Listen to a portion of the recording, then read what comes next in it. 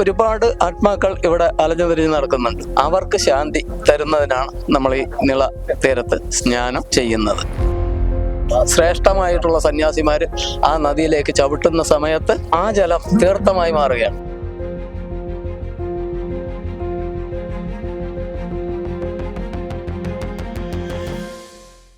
നമസ്കാരം. ഞാനിപ്പോൾ നിൽക്കുന്നത് തിരുനാവായ നിള തീരത്താണ്. നാവമുകുന്ദ ക്ഷേത്രത്തിന് സമീപത്ത് ഒരുക്കിയിരിക്കുന്ന ഈ തിരുനാവായയിൽ നിളയുടെ തീരത്താണ് ഞാനിപ്പോൾ നിൽക്കുന്നത്. കേരളത്തിന്റെ അങ്ങോളം ഇങ്ങോളമുള്ള വിവിധ സ്ഥലങ്ങളിൽ നിന്ന് ലക്ഷക്കണക്കിന് ആളുകളാണ് ഇവിടെ കേരളത്തിന്റെ കുംഭമേള എന്നറിയപ്പെടുന്ന മഖ മഹോത്സവത്തിൽ പങ്കെടുക്കുന്നതിന് വേണ്ടി എത്തിച്ചേർന്നിരിക്കുന്നത്. ഭാരതപ്പുഴയുടെ ഉത്സവം അല്ലെങ്കിൽ പണ്ട് മുതലേ നാം കേട്ട പരിചയമുള്ള മാമാങ്ക മഹോത്സവത്തിന്റെ മറ്റൊരു രൂപമാണ് നമുക്കിവിടെ കേരളത്തിന്റെ കുംഭമേള എന്ന തരത്തിൽ അറിയാൻ വേണ്ടി സാധിക്കുന്നത്.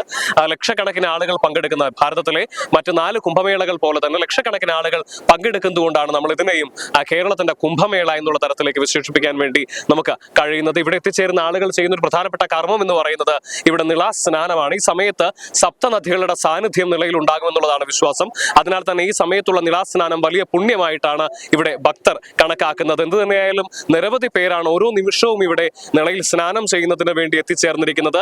നിളയിൽ സ്നാനം ചെയ്ത് പുണ്യവും സായുജ്യവും അടയുന്നതിന് വേണ്ടി ജനലക്ഷങ്ങൾ ഇവിടേക്ക് എത്തിച്ചേരുന്ന കാഴ്ചയാണ് നമുക്ക് കാണാൻ വേണ്ടി സാധിക്കുന്നത്. എന്താണ് നിളാ സ്നാനത്തിന്റെ പ്രസക്തി, എന്തുവാണ് അതുകൊണ്ടുള്ള ഗുണങ്ങൾ എന്നുള്ളത് നമുക്ക് പരിശോധിക്കാം. ഒരുപാട് ആത്മാക്കൾ ഇവിടെ അലഞ്ഞു തിരിഞ്ഞ് നടക്കുന്നുണ്ട്. പൂർവികര് ഉള്ള സമയത്ത് നടന്ന ആത്മാക്കൾ ഇവിടെ ഉണ്ട്. അവർക്ക് ശാന്തി തരുന്നതിനാണ് നമ്മൾ ഈ നിള തീരത്ത് സ്നാനം ചെയ്യുന്നത്. തീർച്ചയായിട്ടും ഇപ്പൊ നിളയിൽ ഈ സമയത്ത് സപ്തനദികളുടെ സാന്നിധ്യം ഉണ്ട്. തീർച്ചയായും ഉണ്ട്.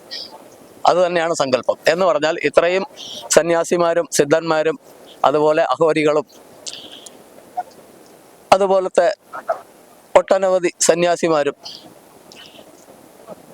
ആ നദിയിൽ ചവിട്ടി കഴിഞ്ഞാൽ തന്നെ അത് തീർത്ഥമായി മാറുകയാണ്.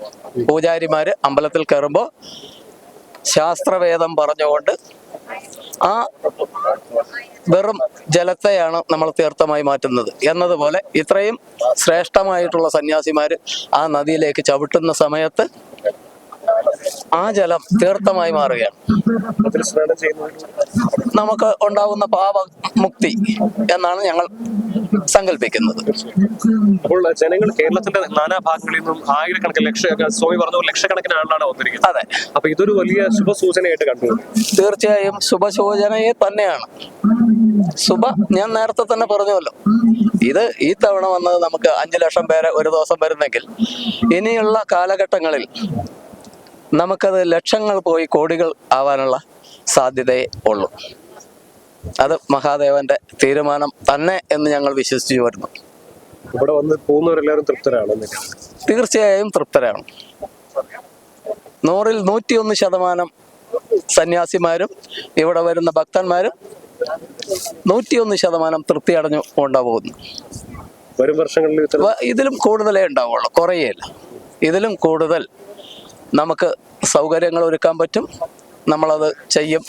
സന്യാസി ശ്രേഷ്ഠന്മാരായിട്ടുള്ള ആളുകൾ ഇവിടെ അത് ചെയ്യാൻ നമ്മുടെ മഠാധിപതിയും മറ്റ് ആളുകളും അത് ചെയ്തിരിക്കും.